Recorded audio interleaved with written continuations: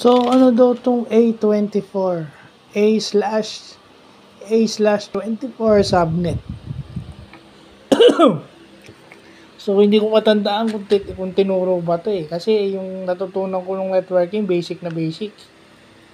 Medyo hirap pa nga ako. But, ito siguro bagong dagdag, no? Yung A/24 subnet. Ang ibig sabihin daw nito, yun yung ginagamit para ma-divide yung isang IP address into subnetwork. So, yun yung pinaka-standard na gagamitin mo. Then, meron pang A25 eh. Ibig sabihin, imbis na 8 bits, 7 bits lang. And then, yung A24 subnet, yun na yung, ayun na yun. Yung A24, then yung A25, pag gumamit ka ng A25, ano lang, imbis na 8 bits, 7 bits lang.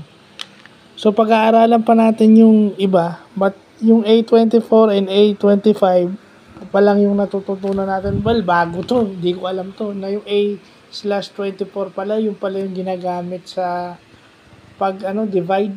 Although, sige, sabihin na natin, whether recall or bago to sa akin, okay lang. Aaminin ko na yun kasi baka meron akong, baka tinuro pero hindi ko na maalala. Pero just the same, nabalikan ko siya. Diba?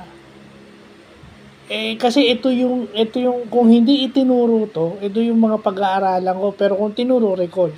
Just the same. Kaya rin ako, hindi lang naman ako para makadiscover ng alam kundi para ma-reinforce ko rin kung saan ako mahina. So, yun. Alam na natin ngayon yung ibig sabihin ng A/24 tsaka A/25 sa computer networking. So, yun lang po.